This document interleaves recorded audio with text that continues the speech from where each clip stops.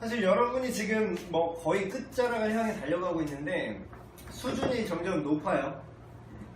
지금 보면은 수준이 참, 이게 오늘 할 거는 상당히 좀 어드밴스드 레벨. 이제 새가족방에서 이거 얘기하면 그냥 교회 안 나오는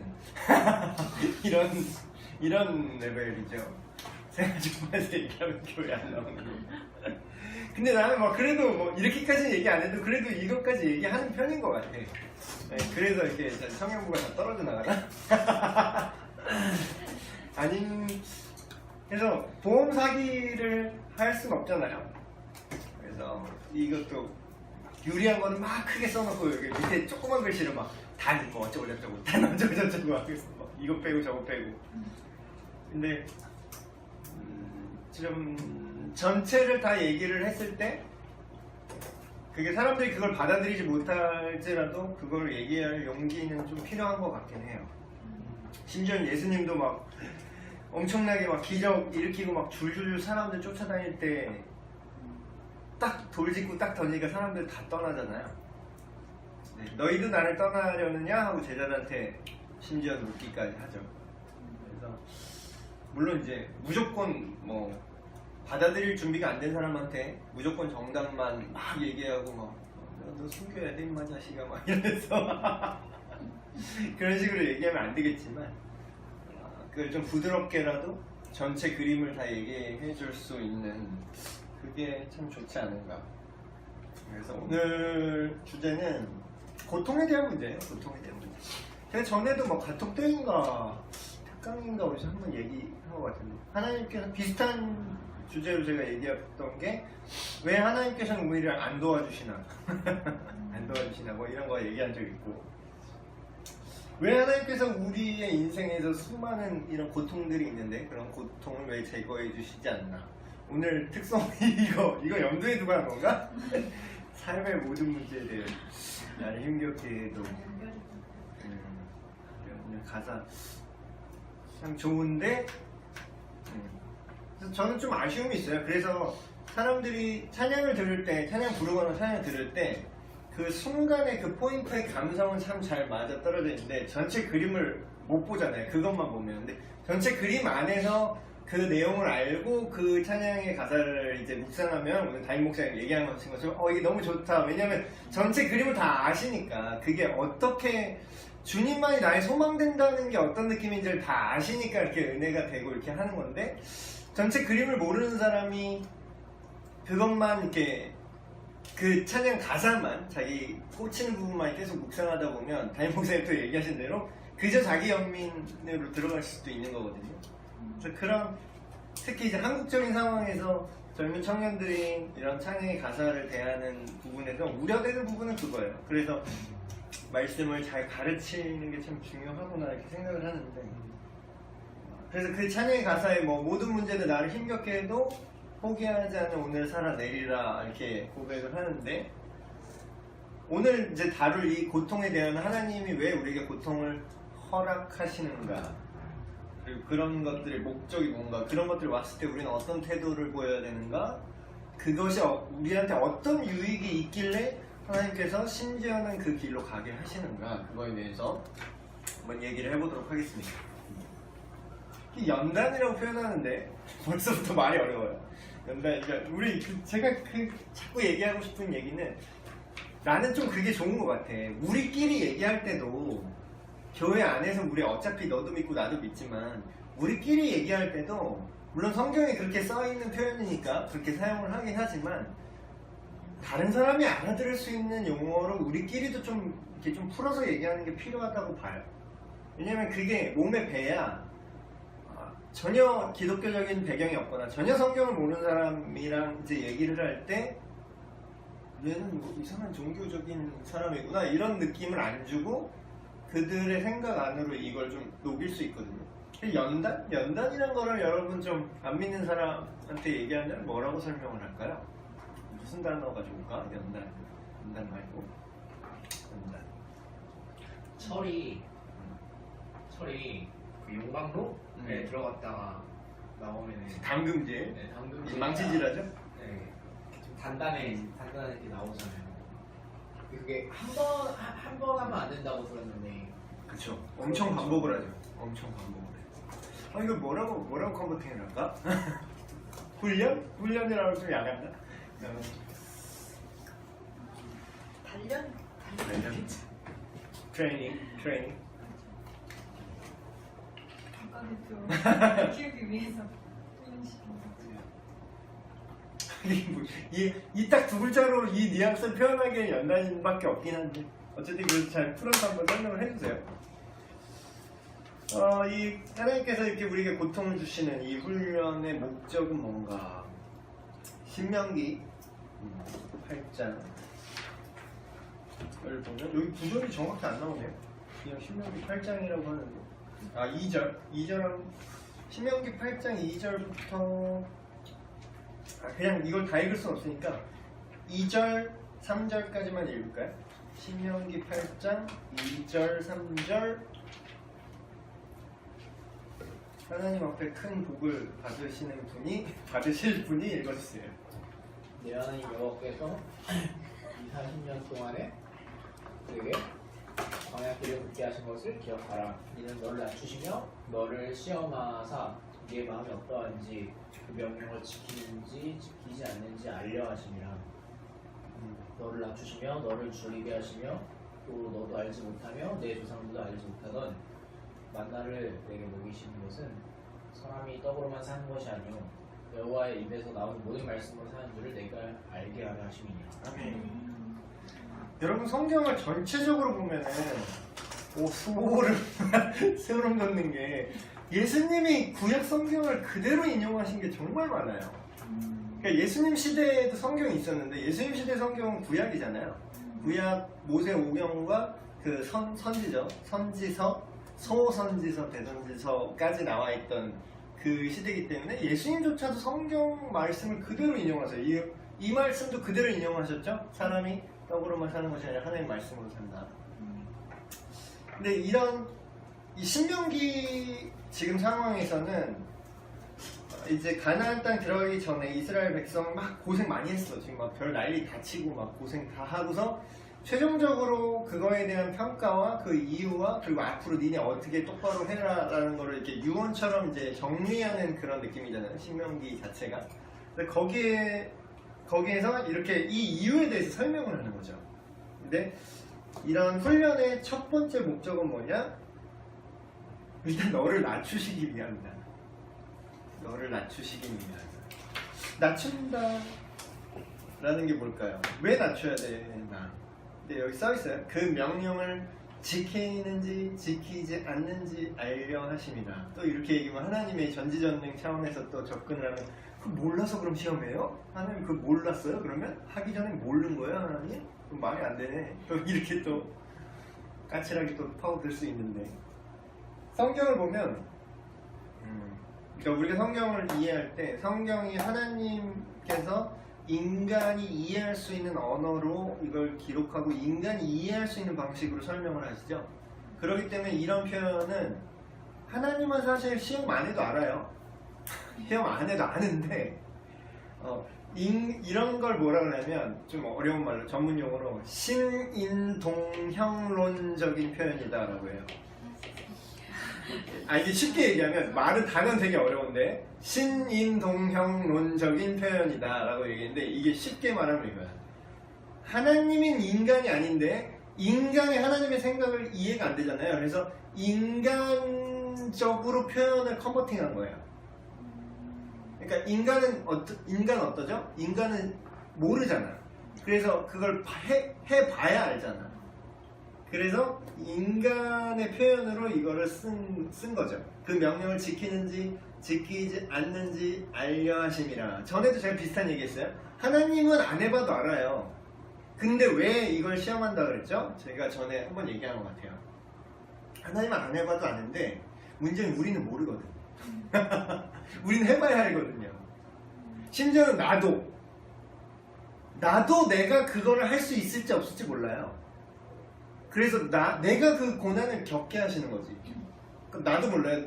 저도 지금 누가 내 목에 칼 들이고 뭐 예수 부인할래 죽을래 살래 하면은 난 내가 어떻게 할지 모르겠어. 난 지금 솔직히 내가 목사님 믿음이 없으시네 실망이야.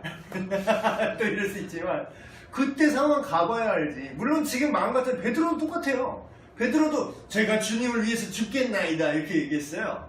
그 상황 가봐야 알아. 자기가 말은 그렇게 하지만 그 상황 갔더니 베드로 어떻게 하죠? 예, 3번 부인하죠? 몰라요, 안 몰라요. 이러죠. 자기가 몰라요 그거를. 자기가 말은 하지. 자기가 확신할 수 있지만 정말 그때가 돼봐야 자기가 어떤 믿음을 갖고 있는지 그걸 알 수 있다라는 거죠. 근데 그걸 지키는지 지키지 않는지 알게 하려 하심이라 하나님이 알게 하려 함이 아니라 네가 알게 하는 것도 포함되는 거죠. 신인 동형론적인 얘기다. 누가 그렇게 태클 걸면 이렇게 잘 디펜스 해주세요? 하나님 몰라? 막 이러면서 또 이렇게 얘기하는 사람이 있어요. 사람이 좀 낮춰져야 겸손하게 돼요. 이건 진짜 저 뭐 그렇게 오래 살진 않지만 지금 36살 사는 동안 인간이 참 간사합니다. 간사해요. 시간과 재원이 있으면 할 줄 알았는데 죄 짓는 데는 참 이렇게 민첩하더라고 사람들이. 근데 꼭 이제 얻어맞고, 그러니까 그 애매한 그게 있어요. 제가 스스로 느끼는 건데 그 애매한 선이 있는 것 같아요. 그 애매한 선. 너무 세게 맞아도 안 돼. 너무 안 맞아도 안 돼. 적당히 그 애매한 느낌으로 고난이 너무 꽉 조아도 안 되고 너무 풀어줘도 안 돼. 근데 내 인생을 딱 들어볼 때 하나님이 참 애매하게 절묘하게 적당히 쪼았다가 풀었다 적당히 쪼았다 풀었다 이거를 절묘하게 잘하신 것 같아요. 그래서 내가 그 선을 안 넘게. 그래서 이게 그 연단한다라는 느낌이 딱 이런 느낌이구나. 그래서 저는 저를 안 믿어요 이제. 이제 전에는 약간 내가 뭔가 나 이제 새로운 존재, 이전 것은 지났으니. 근데 그 말은 맞죠. 새로운 피조물 된 건 맞는데 그건 하나님이 하신 거고, 그러니까 하나님이 그런 결과론적인 거 어떻게 보면 궁극적인 얘기를 하는 거예요. 그 본문에서 하는 얘기는 이제 새로워졌고 하나님께서 그러니까 결과적으로 너의 삶을 완성시킬 거야 하나님이. 그런 차원에서 이제 우리가 확신하는 건데 문제는 그 과정이 이렇게 간다라는 거죠. 그래서 어떤 사람도 그래 일반인은 뭐 이렇게 돈다면 이게 업됐다가 다운됐다 업됐다가 다운됐다 이렇게 결국에 이렇게 조금씩 올라간다라는 거죠. 근데 이 사역자는 으아 이렇게 된대요. 이게 되게 레인지가 넓다고 이렇게 얘기하는데 생각해보면 뭐 맞는 것 같아. 이게 되게 굴곡이 심해요. 그래서 이게 티를 안 내는 게 이제 스킬인데 이렇게 돼서 티를 안 내는 게 스킬인데. 그리고 3절에 그렇게 얘기했죠. 왜 사람은 고난을 통해 연단받지 않으면 겸손하지 못할까? 왜냐면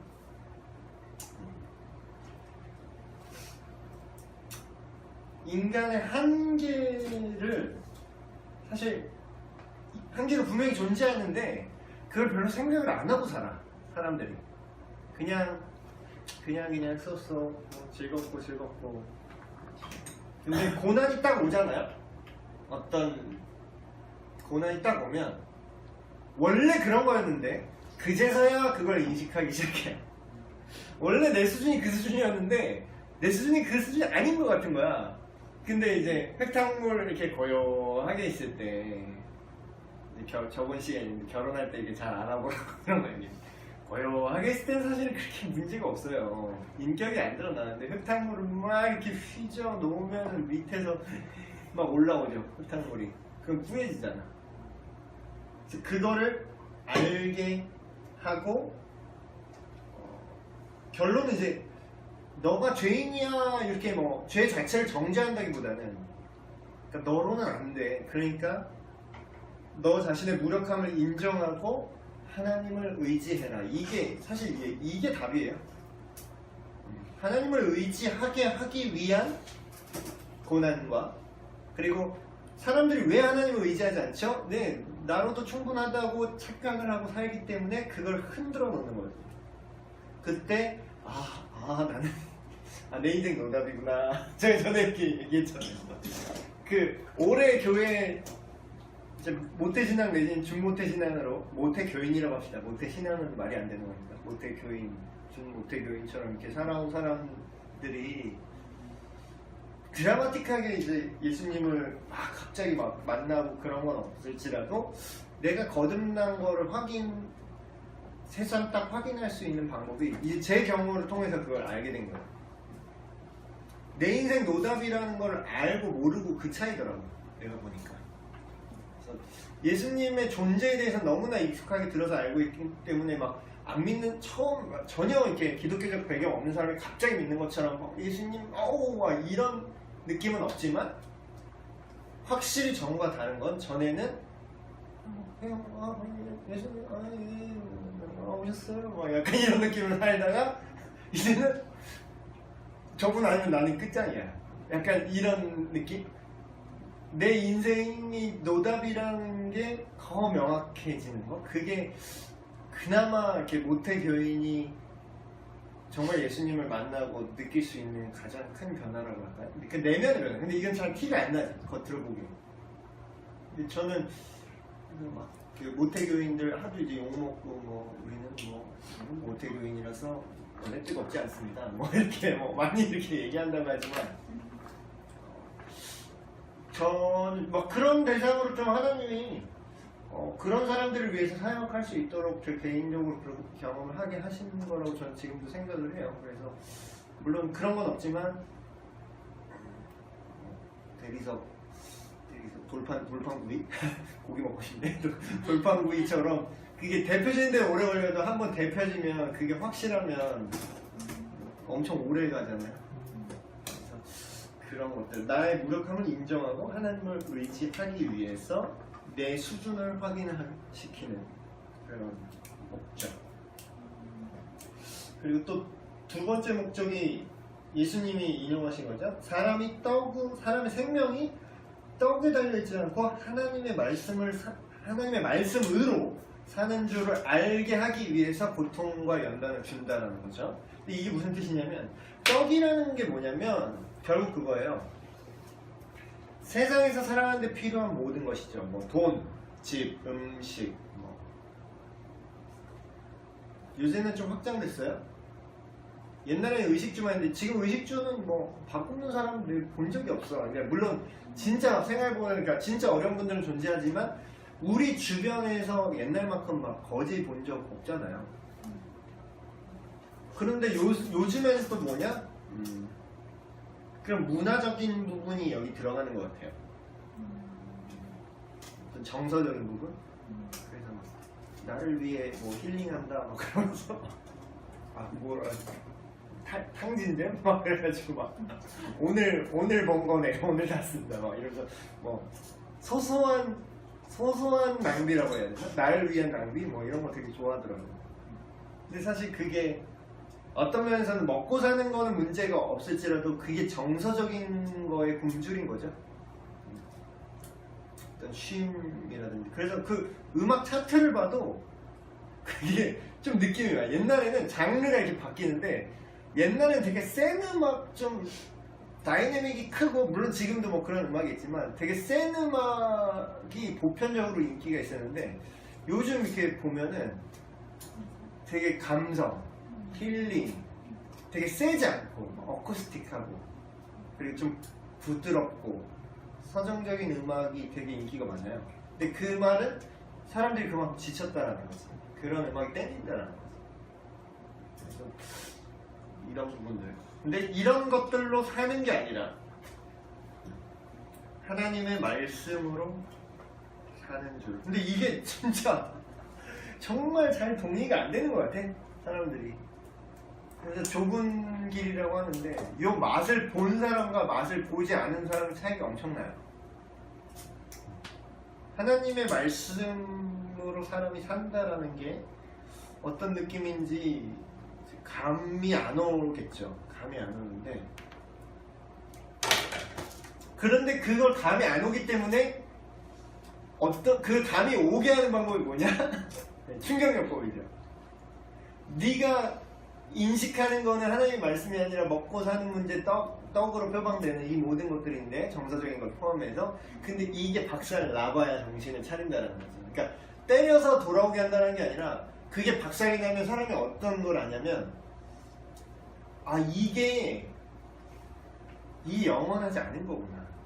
이게 언제든지 부서질 수 있는 거구나. 내가 추구하는 이 떡이라고 표방되는 음식, 집, 돈, 탕진잼, 이런 것들 언제까지 할 수 없어요. 그러니까 사람들이 두려운 게, 청년들이 두려운 게 그거야.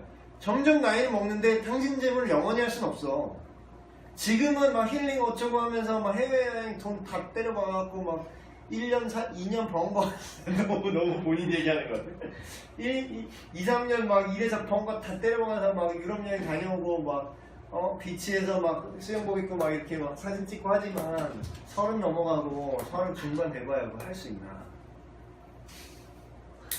그때도 그러고 있으면 그것도 대단한 거지. 그러니까 그게 되게 두려움인 거예요, 두려움. 근데 그게 그러니까 여기는 그렇게 표현했어요. 재산을 다 날리고 나서야 사람이 떡으로만 살 수 없다라는 걸 깨달을 수 있다는데, 재산을 굳이 다 날려봐야 이걸 안다는 뜻은 아니라, 물질과 재물과 이런 정서적인 내가 누리고 힐링하는 욜로든 뭐든 그게 영원하지 않음을 알게 될 때 더 본질적인 걸 찾게 된다는 거예요. 그게 영원히 변하지 않는, 내 상황이 어떻든 심정은 그렇게 다 박살나서 내가 나이는 먹었는데 벌어놓은 돈은 없어. 그리고 내 스펙도 막 별로야. 그러면서 막 뭘 할지 모르겠어. 이렇게 손가락 쭉쭉 빨고 있을 때, 심지어는 그럴 때조차도 하나님은 나를 향하신 계획이 있고, 그때도 얼마든지 하나님은 나를 고쳐 쓸 수 있어요. 그때 보게 되는 거지.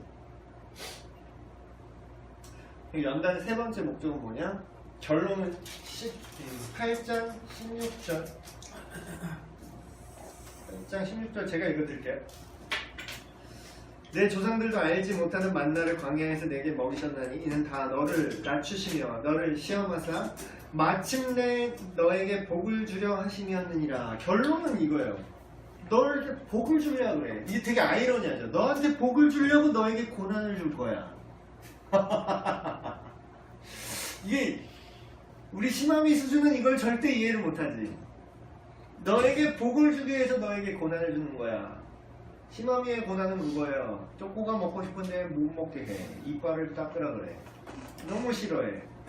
근데 너에게 그런 고난을 주는 이유는 네가 복을, 더 큰 복을 얻게 하는 거지. 네 치아가 멀쩡해서 나중에 컸을 때 치아가 이상한 금리빨로 다 안 박아놓고, 아빠 너무 감사해요. 그때 나한테 고난을 줘서 내가 치아 미용에 성공할 수 있어. 내가 웃을 때 금리가 이렇게 나오면 추하는 그런 얼굴이 되지 않게. 그럴 수 있는 거죠. 그러니까 이런 표현을 해요. 고난은, 그러니까 하나님의 고난이에요. 네가 잘못해서 고난받는 건 해당되는 거 아니야? 네가 잘못해서. 어떤 사람은 이런 이상한 놈도 있어. 지가 도둑질해서 지가 잡혀서 지가 고난받는데, 하나님이 내 인생, 아니 그건 네 죄 때문에 고난받는 거야. 그런 거 혼동하면 안 됩니다. 네가 잘못해서 네 죄 때문에 자체적으로 고난받는 건 그냥 그거는 심판받는 고난이에요. 그런 거는 우리가 받으면 안 되는 고난이죠. 네, 그런 건 굳이 고난받으려고 스스로 죄 지을 필요 없어요. 근데 여기서 말하는 고난은 이런 연단을 위한 고난인데, 이걸 뭐라고 표현하냐면 이 고난은 축복을 받을 준비다, 이렇게 얘기해요. 하나님의 복을 받을 준비다. 비유적으로 얘기하면 이런 거죠. 요새 재벌가들 엄청 이렇게 까이는데, 재벌가 지금 LG LG 회장님이 돌아가셨죠, 얼마 전에? 그래서 제 친구가 그쪽 사원이라고 얘기를 이렇게 회사에서 얘기가 도나봐요. 근데 깜짝 놀란 게, 지금 그 LG전자, 그러니까 LG전자가 거의 핵심이죠. 그 LG 그 그룹 중에서. 근데 LG 지금 회장님 돌아가시고 그 다음으로 그 회장이 서야 되잖아요. 그 다음 회장 그 후보로 지금 부회장이 임시를 이제 하고 있는데 그 부회장이 깔끔하게 이렇게 이양하고 실제 지금 회장으로 다음 회장으로 미는 사람이 누구냐면 나이 나랑 몇 살 차이 안 나. 지금 40살, 지금 40살인가? 나보다 한 4살 많은 그분이 지금 차기 회장으로 준비가 되고 있고 지금 이양을 하고 있대요. 근데 LG 그 구 모식인데 그분도. 근데 그 아들이 아니라 아들이 지금 돌아가신 회장의 아들이 교통사고로 돌아가셔갖고 아들이 없어. 그래서 그 동생인가? 그러니까 조카죠. 조카인데 그 조카를 이렇게 해서 뭐 입양을 했나? 이렇게 해서 그 차기 회장을 이렇게 물려주려고 하는데 그분이 그냥 물려주지 않고 그분이 지금 나이 한 40살 됐는데 그분이 그 엄청 수업을 받았더라고. 엄청 그러니까 그 기업을 경영할 때 어떻게 해야 되는지 그 모든 수업을 다 받았어요. 그래서 그게 준비가 다 되니까 이제 그 자리를 이렇게 올려주고 이렇게 하는 건데 나는 LG가 나는 보통 그러면 나는 되게 피바람이 불 거를 이렇게 생각을 했거든. 보통 막 드라마 같은 데 나오면 막 누가 막 내가 깨쳐야지 막 이러면서 막 대주주 어쩌고 막 그러면서 막 겁나게 이제 막 그 자리 뺏으려고 엄청 하는데 LG는 분위기가 되게 좋더라고요. 그래서 그런 되게 그 기업 철학 자체도 뭐 인화 그래가지고 사이좋게 지내자 막 이런 거 되게 분위기는 좋은데 그래서 여기서 말하는 것도 재산을 관리할 수 있는 능력이 없는데 그 기업 전체를 관리할 수 있는 능력이 없는데 그걸 맡겨요? 근데 부모가 맡기고 싶죠. 맡기고 싶으면 어떻게 해요? 사탕 주나요? 아니요. 저 밑에 쳐박아 놓고 아래부터 치고 올라와 굴려 먹는 거지. 계속 훈련시키는 거지. 그래서 이분이 뭐 진짜로 뭐 LG 사원부터 하셨는지 내가 모르겠지만 그에 준하는 여러 가지 훈련을 받았겠죠. 그래서 그릇이 필요해요. 제가 뭐 저는 근데 좀 여러분 뭐 특이한 얘기는 한데 그런 느낌을 받아요. 요새 이렇게 설교를 하거나 직접적인 사역이라고 할 수 있는 그런 걸 이렇게 하다 보면 누가 그런 어떤 목사님이 그런 얘기를 했어요. 그 하나님의 영광은 항상 부족함이 없고 하나님의 말씀의 능력은 아무런 흠이 없는데 담는 그릇이 약해서 그게 잘 표현이 안 된다. 표현이 안 된다라기보다는 그릇이 감당하지 못한다. 그런 얘기를 하신 적이 있는데 그런 느낌을 요새 받아요. 그릇이 그걸 담는 그릇이 필요하잖아. 그러니까 인간이기 때문에 그래요. 그러니까 옛날처럼 막 직통계시하는 게 아니잖아. 하나님 막 직접 말하지 않잖아요. 그러면 그 사람을 통해서 더 정확히 말하면 사람의 말만 통해서 하는 게 아니라 사람의 삶과 그 사람의 인생을 통해서 그걸 담는다는 말이죠. 그게 이제 증인된 삶이라고 그러는데 그 그릇이 버티질 못하는 그런 느낌을 받아요. 그릇이 버티질 못해. 근데 요것만 설명하면 또 한두 끝도 없으니까. 그래서 결국은 그 그릇을 만드는 게 필요하다. 그 그릇이 버틸 수 있도록 그 증인된 삶을 살 수 있도록 내가 말씀을 전하면 그 말씀이 나 스스로에게도 부끄럽지 않을 수 있도록 내 그릇이 그거를 잘 버텨야 되는 거죠. 그릇이라 하면 내 삶과 내 인격과 모든 것인데 그래서 부분적으로 막 뭐 그냥 느낌적으로 이렇게 얘기를 하면 부분적으로 어떨 때 막 필살기가 나간 것 같아. 와! 막 나간 것 같은데 그 막 그런 막 만화 같은 데 보면은 너무 센 힘을 딱 방출하면은 그게 막 감당을 못 해가지고 막 내가 막 박살나고 막 이런 거 있잖아요. 근데 그런 느낌?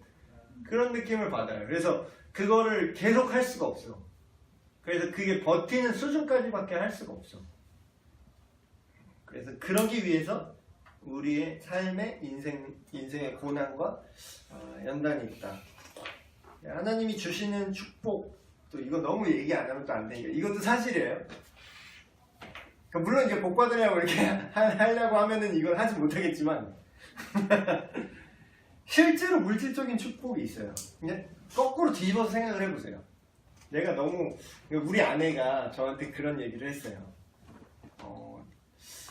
당신은 너무 또 너무 선비 같아. 너무 선비 같아서 막 좀 이렇게 꼼꼼을도 좀 이렇게 생각을 사람이 해야 되는데 너무 이렇게 의식적으로 그래 이러면 안 돼, 이러면 안 돼, 이렇게 잘해야 돼 이러면 너무 또 그것만 생각한다 이거야. 그래서 그러면 하나님이 사실 복도 주시잖아. 또 그런 얘기를 해요. 그래서 저랑 아내랑 저랑 이렇게 밸런스를 자꾸 이렇게 맞춰가는데, 그래서 한 번은 제가 그런 생각을 했어요. 거꾸로 뒤집어서 생각하면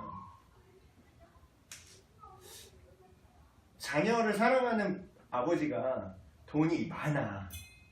돈이 많은데 일부러 너 임마 너 알바야 이 자식아. 넌 등록금 네가 벌어서 다녀. 이렇게 물론 할 수 있을지언정 그렇게 하는 이유가 그 아이의 자립심과 그 아이가 돈이 들어왔을 때 그것을 귀하게 여길 수 있는 어떤 경제적인 마인드라든가 그런 걸 갖추기 위함이잖아요. 근데 그게 갖춰진 다음에는 그러면 돈을 주고 싶지 않을까?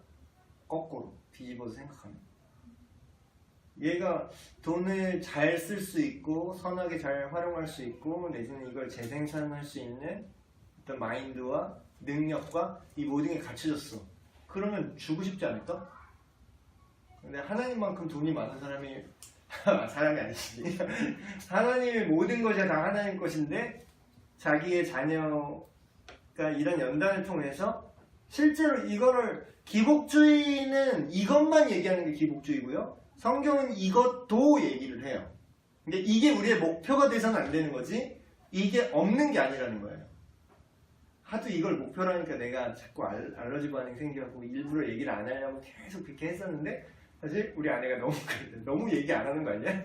있는 건 사실이잖아 막 이러면서 그래서 제가 지금 짧게 얘기를 해드리면 짧게만 얘기해도 짧게 얘기를 해드리면 실제로 성경에 보면 이 하나님의 목적이 완성됐을 때 엄청난 부와 사회적인 축복이 실제로 내려집니다. 아브라함의 케이스가 그랬고 다니엘이 그랬고 다니엘은 엄청난 사람이에요. 정권이 3번 바뀔 동안 총리 자리에 계속 있는 건 이건 대단한 거지. 정권이 바뀌어도 이 사람이 그 자리에 계속 있었으니까 어떤 왕보다 더 임기가 더 긴 거야. 요셉도 마찬가지였죠. 엄청난 부와 지금은 거의 미국 같은 느낌이에요. 세계 패권국가였어요. 그 당시 이집트는 미국 넘버 2지 지금으로 따지면.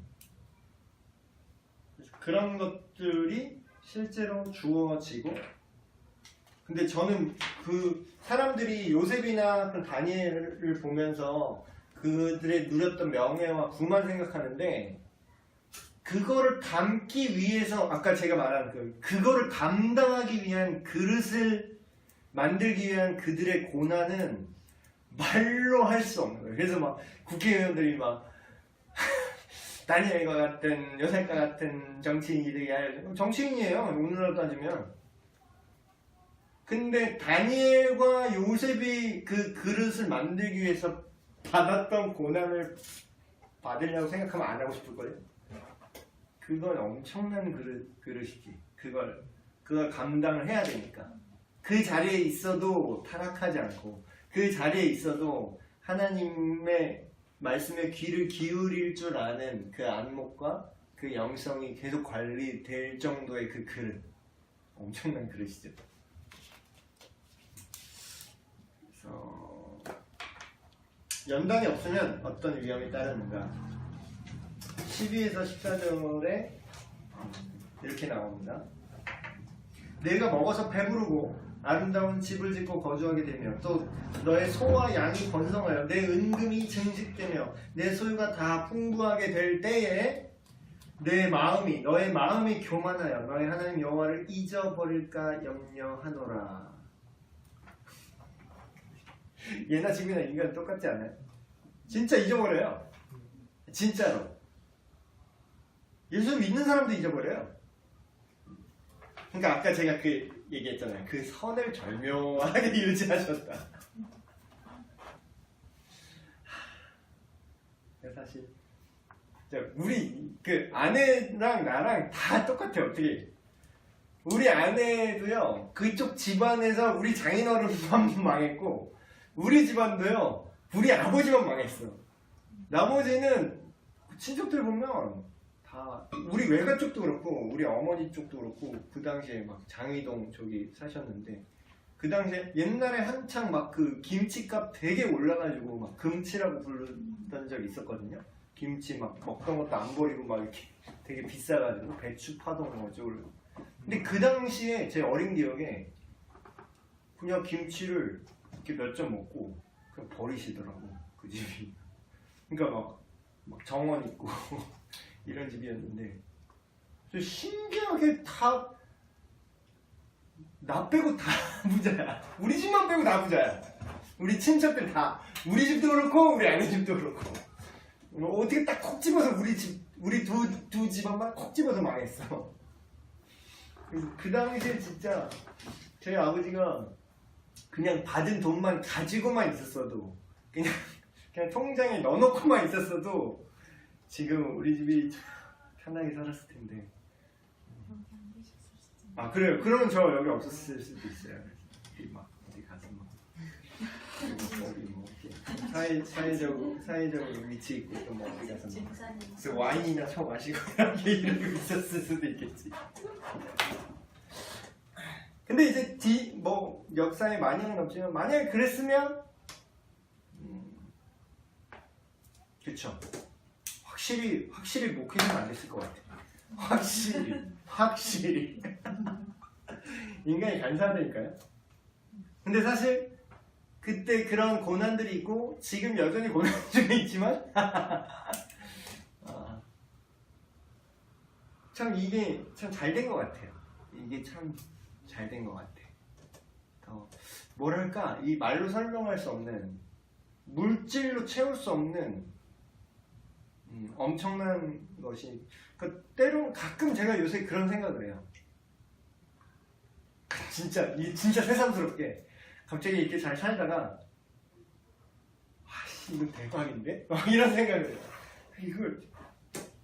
이걸 어떻게 알았지? 내가 이거를 그런 간증문 이렇게 쓴 거 막 무슬림이었다가 이제 크리스찬으로 바뀐 그 알라를 찾다가 예수를 만나다 그 책 이제 다 읽었는데 그러면서 새삼스럽게 딱 그런 감정이 느껴지는 거야. 와, 이걸 내가 어떻게 믿었지? 이걸 믿는 것도 대박인데 이게 너무 드라마틱한 거야. 그러니까 드라마틱한 것도 드라마틱한 건데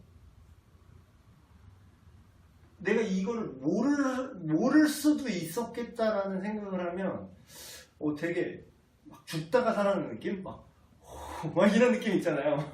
죽을 뻔했다. 막 이런 느낌?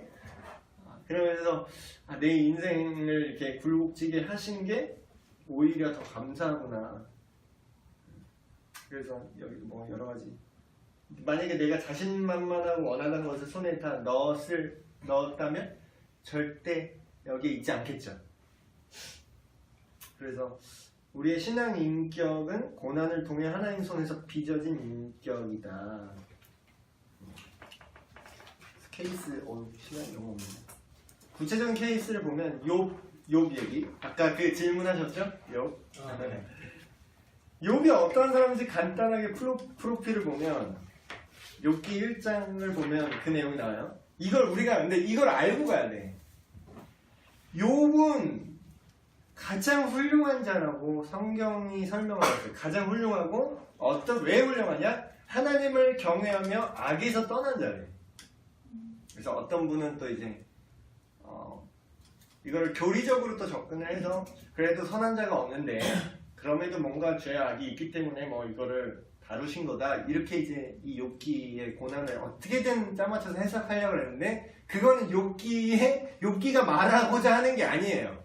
그러니까 그거는 그 교리적으로 그걸 보면은 그렇게 볼 수도 있겠지만 욥기가 말하고 싶은 걸로 봐야 되잖아요. 근데 욥기는 일단 욥을 완전한 의인으로 설정을 하고 시작을 해요. 그걸 우리가 잊어버리면 안 돼요. 완전한 의인이라서 물론 뭐 진짜 죄가 없다 뭐 그런 건 아니지만 일단은 인간 중에 거의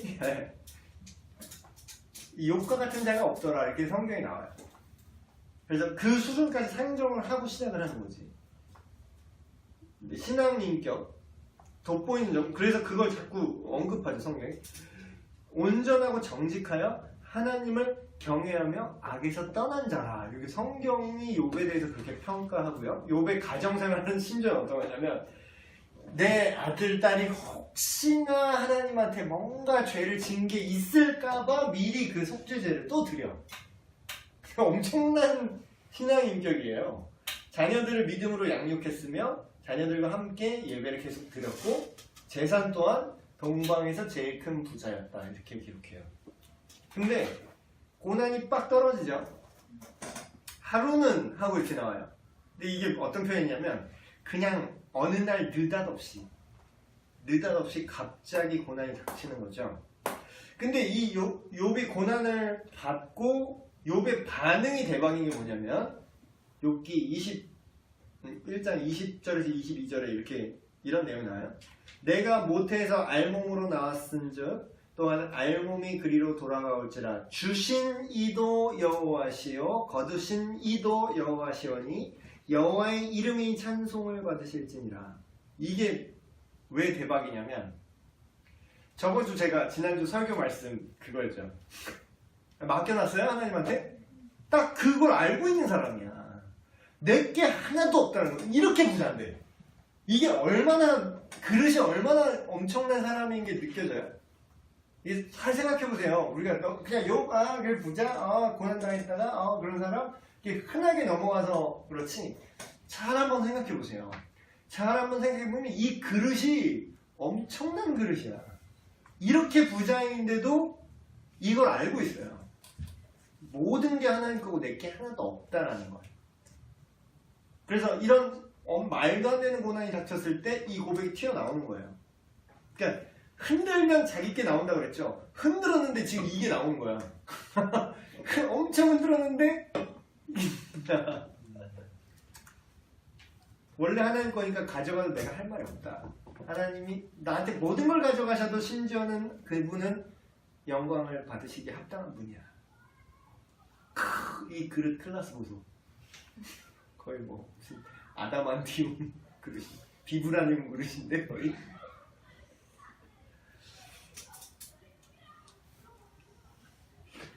5번이 참 중요할 것 같아요.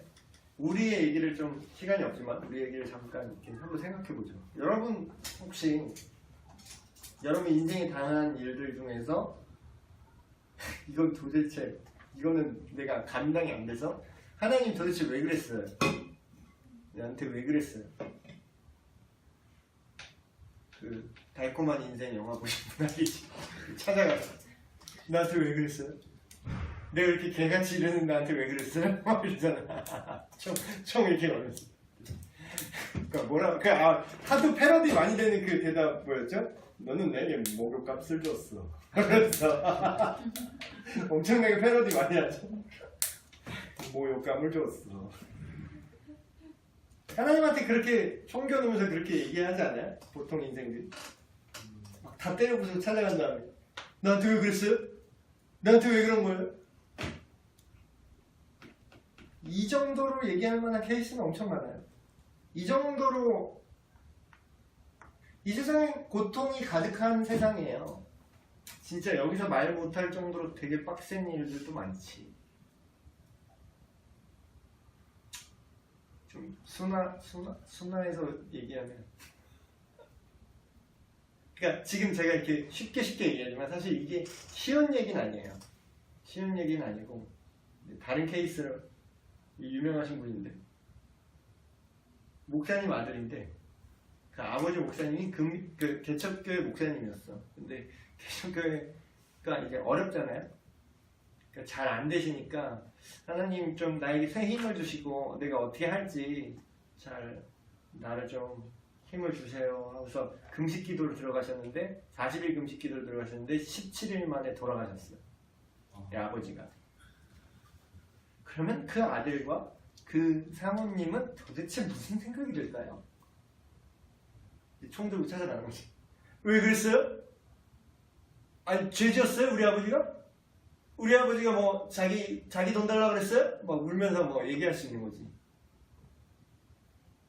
아니 당신의 교회를 위해서 잘 되게 해보겠다고 지금 금식 기도하는 사람을 그렇게 데려가요? 뭐 빡센 얘기 많아. 선교지 갔다가 험한 당하고 뭐 그런 것들. 아니, 당신의 복음 전하러 갔는데 그렇게 되게 만들었어요? 선교하러 갔다가 뭐 사고로 죽고. 그래서 막 그 부모님도 안 믿는 사람이야. 교회 찾아가서 막 뒤집어 놨어요. 막 그 목사님들 막 엎드려 절하고 난리 났어요. 죄송하다고. 왜 그러죠? 하나님 왜 그러실까? 하나님이 왜 그러실까?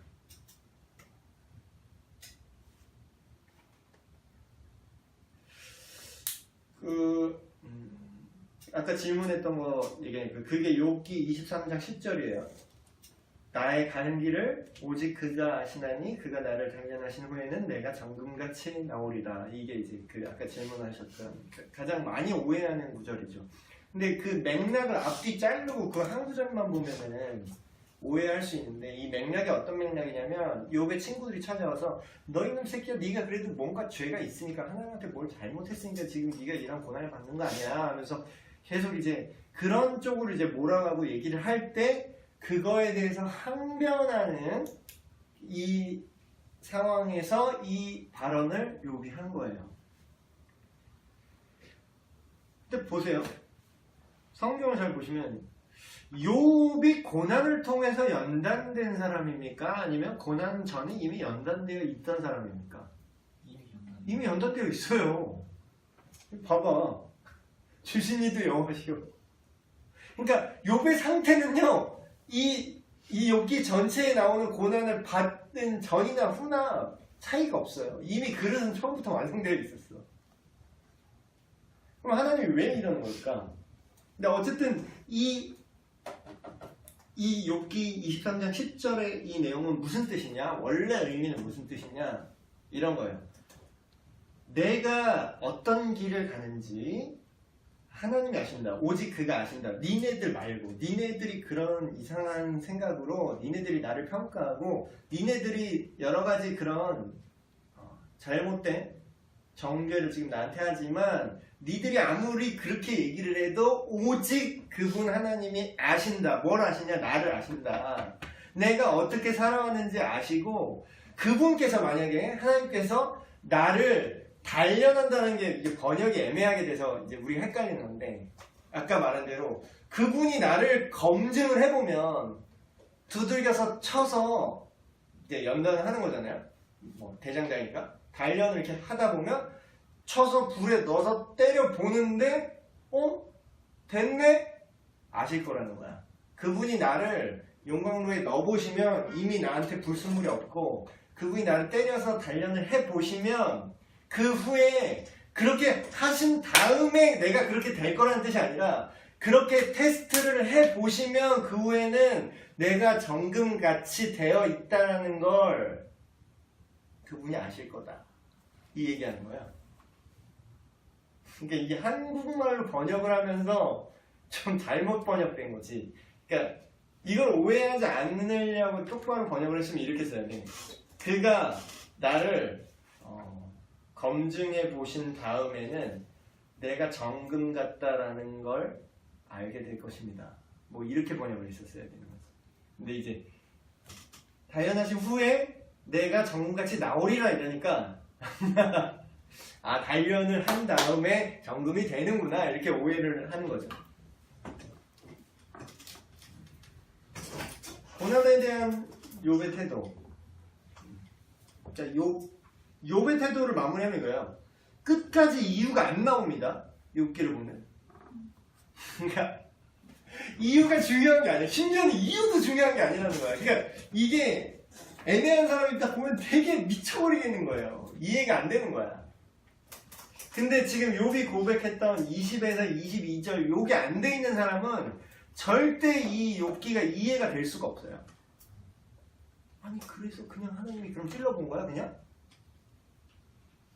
그래서 하나님이 막 그러니까 이게 인간의 죄성인 게 뭐냐면 그래서 시작부터 지금까지 계속 싸우는 거야. 내가 왕이냐 하나님이 왕이냐. 근데 내가 왕인 자기 중심적인 자아가 살아있는 관점으로 이걸 보면 이해가 안 돼요. 왜냐면 그러려고 나한테 이렇게 고통을 주고 나중에 뭐 잘 되게 해준다고 해도 그 죽은 아들 딸은 뭔 죄예요. 또 이런 얘기 나오지 또. 근데 이 관점으로 얘기하는 건 어떤 관점이에요? 내가 주인인 관점으로 얘기하면 이렇게 생각이 들 수밖에 없어. 보세요. 근데 네 아들 딸도 네 게 아니야. 그렇다고 여기서 오해하지 마세요. 하나님이 뭐 한 사람을 시험해 보려고 막 아들 딸도 막 죽여버리고 막 그런 폭력적인 하나님이라는 게 아니라 생명의 주권이 하나님께 있는데 죽이기도 하시고 살리기도 하시는데 그거는 이 땅의 관점만 보면 이해가 안 돼. 그러면 죽은 아들 딸이 무슨 죄요? 또 이런 얘기 나오지. 근데 무슨 죄요가 아니라 그 죽은 아들 딸의 영원한 삶, 그 뒤에 내세의 영원한 삶에 누가 주관자라는 거냐는 거죠. 그러니까 그런 고통에 대한 욥에 대한 그 이해를 하려면 그러니까 욥기는 되게 중요한 책이에요. 고통을 이해하는데 욥기를 이해하지 못하면 우리가 이 주제 자체를 이해할 수가 없어. 되게 중요한 책인데 그 욥기가 궁극적으로 얘기하는 건 뭐냐면 하나님의 주권이에요. 그러니까 욥기의 주제를 인간의 고통이라고 생각을 해. 보통은. 근데 인간의 고통이 아니라 오히려 그 욥기의 주제는 하나님의 주권이고 하나님의 주권 안에서 모든 고통도 의미를 갖고 그 고통도 다 모든 것들을 다 하나님께서 해결해 주실 수 있다. 그러니까 우리가 열받는 게 그거잖아요. 우리가 총 들고 하나님한테 가갖고 왜 그랬어요? 이게 하는 심리가 뭐야? 내가 뭔가 하나님께서 이거를 뭔가 내가 손해봤다고 느끼니까 이게 찾아가는 거 아니야? 근데 그 손해봤다고 판단하는 기준이 뭐냐는 거지. 이 땅에서 삶이잖아. 이 땅에서 삶. 100살 남짓한 길어야 120살 사는 이 인생 안에서 내가 손해를 봤다고 느끼니까 하나님 원망하게 되는 거잖아. 근데 하나님은 120년만 하나님이에요. 영원 전부터 영원까지 앞으로도 영원히. 그러니까 이제부터 영원이라는 하나님의 관점이 없는 사람은 원망하게 될 수밖에 없고 심지어는 그래서 천국 비유가 그거잖아요. 하나님 나라 비유가 모든 것을 다 팔아서 그걸 산다. 모든 것을 다 팔아서. 그러니까 어떤 면에서는 순교자들의 신앙, 사도 바울 같은 사람 이렇게 보면은 그 사람은 인생의 모든 걸 다 걸었어. 그러니까 그 사람이 만약에 이 믿음이 없다면 총 들고 하나님 찾아가야 돼요. 왜 그랬어요? 내 전생을 다 바쳐서 복음 전했는데 왜 마지막에 그냥 칼로 내 목 썰었어요? 근데 바울이 그래요? 예수님의 제자들 다 그랬어요? 스데반이 그랬나? 내가 이렇게 집사되고 교회에서 이렇게 집사는데 그 당시 집사는 지금 집사님 포스가 아니지 거의 내가 이렇게 살겠는데 이제 마지막에 이게 내 돌 맞아 죽는 게 이게 뜻이에요? 이랬어요? 오히려 그 영원한 하나님 나라를 바라보며 기뻐했어요. 왜 기뻐할 수 있죠? 이 땅이 끝이 아니라는 걸 알기 때문에. 그러니까 이거를 믿음이 없는 사람은 이 관점이 바뀔 수가 없어요. 이건 영원 답 안 나오는 거야. 근데 믿음으로 영원한 하나님 나라까지 보는 사람은 지금 사는 시간은 거의 전과 같은 시간이고 엄청난 그 영원한 삶 안에서 하나님이 다 회복시키고 갚아주기에 충분하다는 걸 아는 거지. 심지어 이 땅에 억울하게 내 아들딸이 욥의 케이스에 내 아들딸이 억울하게 갑자기 죽었을지언정 이 땅에서 아무리 험한 일을 당했을지언정 그 마지막 날에 다시 예수님과 같은 새 몸으로 부활시켜 주시고 내가 눈이 뽑혔든 팔이 잘렸든 새 몸을 주시고 부활하시고 그 부활의 영광 안에서 영원토록 아름답게 다 내가 장기 팔린 게 억울해요? 예를 들어서 내가 팔 잘린 게 억울해요? 그날에 하나님 다 다시 회복할 수 있어. 그러니까 우리 시점으로 보면 억울한데 하나님 시점으로 보면 억울할 게 없지. 왜냐면 하나님은 얼마든지 다 리스토어 완전히 다 회복시킬 수 있거든. 더 좋게 할 수도 있거든. 그래서 하나님의 전지전능함을 하나님의 성품을 이해하지 못하면 이 고통에 대해서 고난에 대해서 정말 심각한 고난이 왔을 때 그걸 이해할 수 없어요. 근데 욥은 그걸 다 본 사람이지. 그렇기 때문에 나중에 하나님이 이유도 설명 안 해줘. 욥기 마지막을 보면 어떻게 보면 되게 허무해요. 난 하나님이 마지막에 딱 나와서 난 이유를 설명해 줄 줄 알았어. 내가 여차저차 해서 이래서 너에게 고난을 줬다. 이제 네가 그걸 해결했으니 이제 네가 연단이 되었으니 너에게 복을 주노라. 난 이렇게 얘기해야 말이 되잖아요. 근데 하나님이 그냥 딱 나오시더니 야, 너 뭐냐? 그냥 이렇게 얘기하는 거야. 너 뭐냐? 너 내가 이 세상을 지을 때 너 그거 봤니? 갑자기 자기 자랑만 다 해. 하나님이 너 별의 그 원리를 네가 아니? 너 인간이 어떻게 지어진지 너 알아? 저 바다의 그 깊은 그곳에 있는 지금도 우리가 몰라요. 과학이 아무리 발달해도 지금 뭐 수심 바다 수심 뭐 몇십 미터 밑에 뭐가 사는지 지금 몰라 우리는. 너 아니? 거기 공룡도 나오잖아요. 공룡. 너 그 리워야단이라고 써 있는데 리바이아스완 뭐 이렇게 돼 있는데 고대의 엄청 큰 수령이라고 하나? 그거 네가 너 그 꼬리를 네가 잡고 몰고 갈 수 있니? 그러니까 하나님이 어떤 분인지 그 스케일을 쭉 얘기한 다음에 너는 몰라. 그러고 끝나요. 그러고 끝나고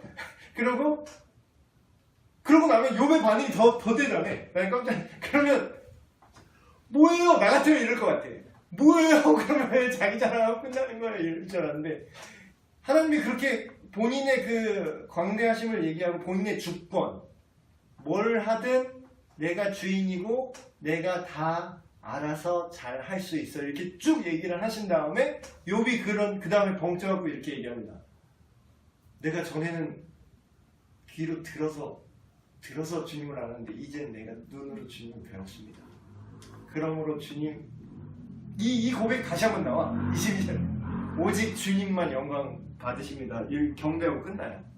그러고 나더니 오케이 하면서 하나님이 다시 복 주시고 다시 회복시키고 끝나요. 욥기가.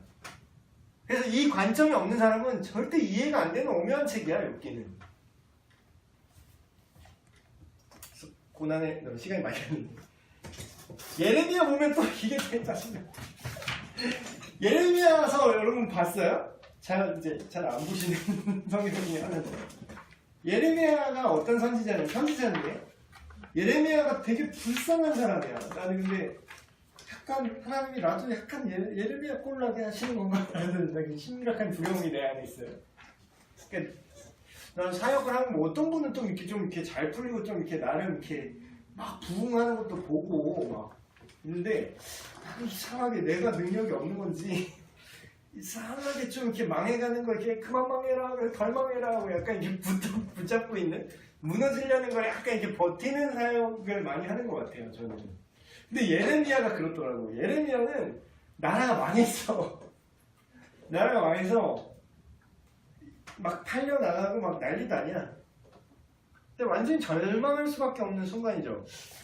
근데 예레미야 애가라고 예레미야가 이렇게 슬픔의 노래라는 책이 따로 있어요. 예레미야의 슬픔의 노래. 근데 실상은 완전히 망했는데 완전 망했거든. 진짜 완전 망해도 대박 망했어. 심지어는 예레미야한테 하나님이 뭘 예언하라 그러면 야, 나 왕한테 가서 니들 나라 망한다고 말해라. 니들 나라 망하니까 저기 딴 나라에서 난민 신청하라고 빨리 말해. 근데 그 당시에 왕궁, 궁중, 선지자는 다 뭐라고 얘기한 줄 알아요? 평안하다. 여호와께서 예루살렘에 계시니 여호와께서 우리 하나님이시니 우리는 안 망할 겁니다. 지들 이미 우상숭배 처하면서 하나님이 가서 말하네. 니들 나라 망했어. 니들 나라 망하면 팔려갈 거야. 심지어 이걸 오늘날로 컨버팅하면 뭔지 알아요? 우리나라 북한 쳐들어와서 다 망할 거야. 이 나라를 위해서 싸우세요 이렇게 얘기하는 게 아니라 빨리 탈길 찾아서 도망가. 일본으로 빨리 도망가. 이거 가서 전해. 이런 얘기하는 거예요 지금. 그러니까 사람들이 좋아했겠어요? 싫어했겠어요? 예레미야를. 엄청 싫어했지. 막 뺨 맞고 난리가 아니야 예레미야. 되게 불쌍한 선지자예요. 되게 불쌍해. 심지어는 막 자기 나라 멸망당하는 걸 내 눈으로 보고 막 약탈당하고 학살당하는 걸 이제 보고 있는 거지. 그런데 예레미야가 예가에서 무슨 노래를 부르냐면 그 우리 유명한 그 구절 아침마다 새롭고 늘 새로우니 주님의 성실하심이 크도다.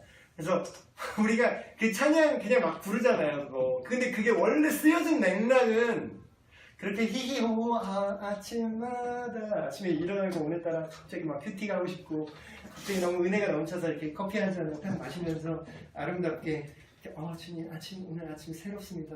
은혜가 넘쳐요. 그러면서 막 이메일 확인하면서 그 일이 잘 처리됐네. 역시 하나님의 은혜가 넘쳐요. 이런 상황이 아니라고요. 완전 나라 망할 때 하는 얘기라고. 이 타이밍.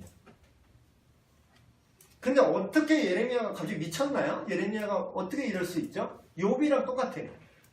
내 상황이 어떤 거랑 상관없이 하나님이 어떤 분인지 알기 때문에 이게 신뢰되는 거야.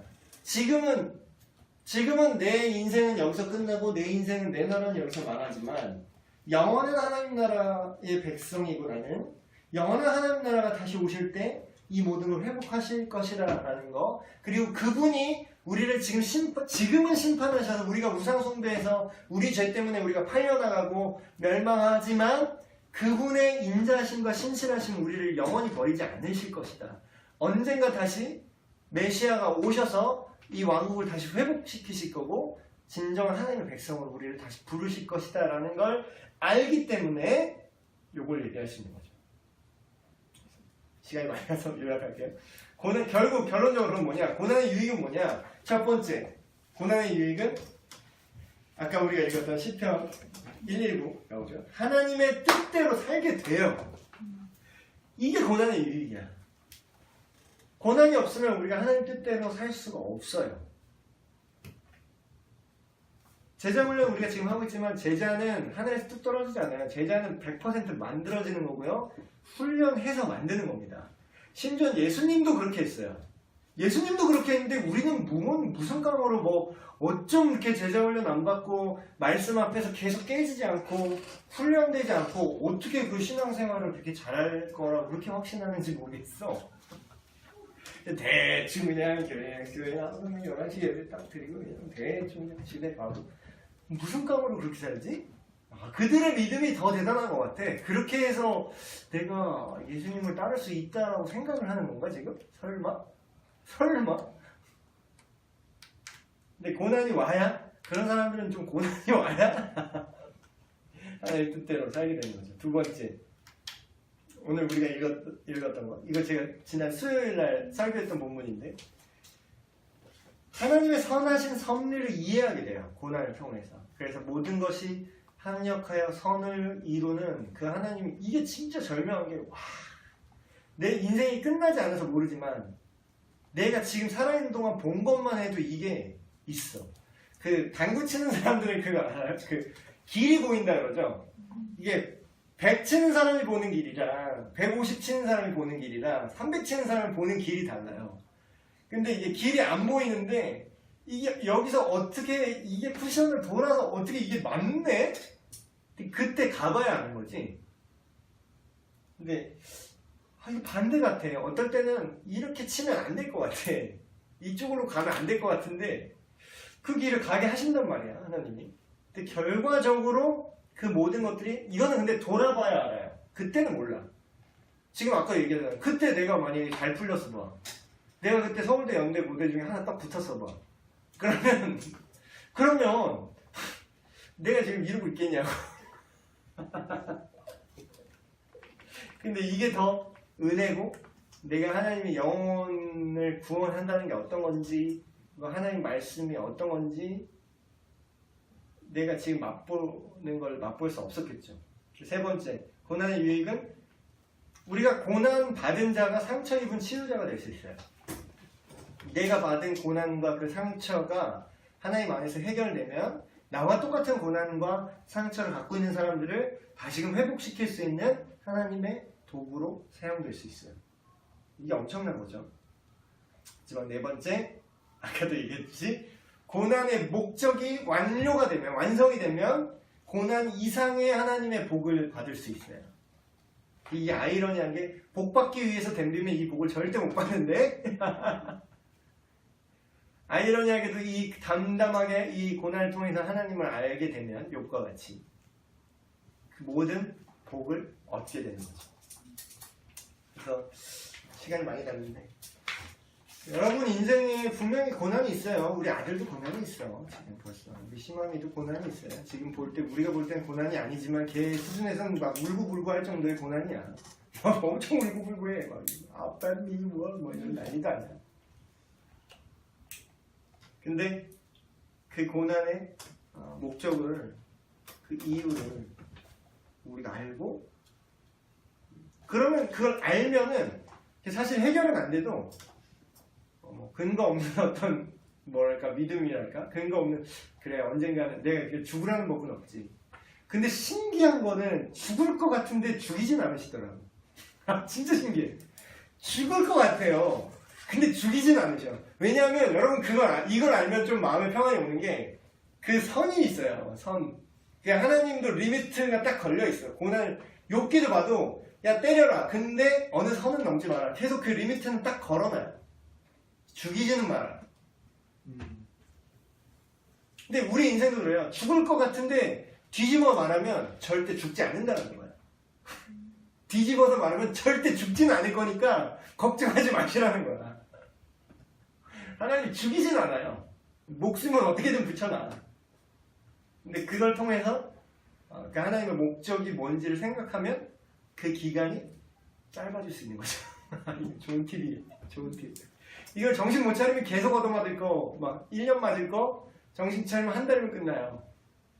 그래서 우리가 이거에 항상 깨어있고 내가 이걸 통해서 하나님 더 찾게 하시고 하나님의 뜻을 발견하고 그 길에 빨리 돌아오면 빨리 돌아올수록 이 고난이 빨리 끊어지고 그리고 그 축복이 더 빨리 온다는 거지.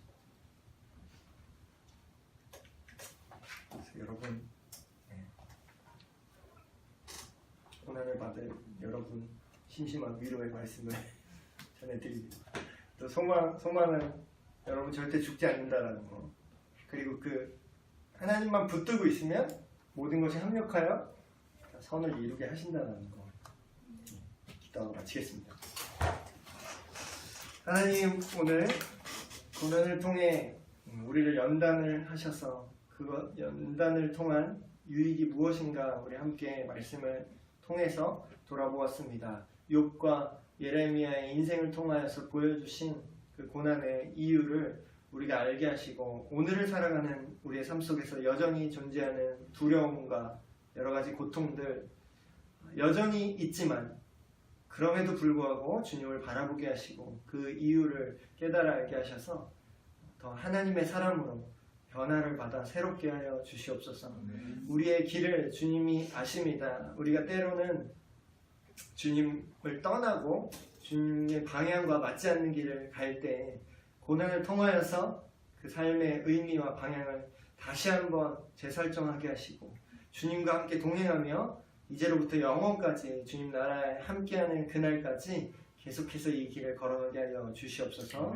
감사드립니다. 우리 주 예수 그리스도의 이름으로 기도하옵나이다. 우리 마쳤습니다.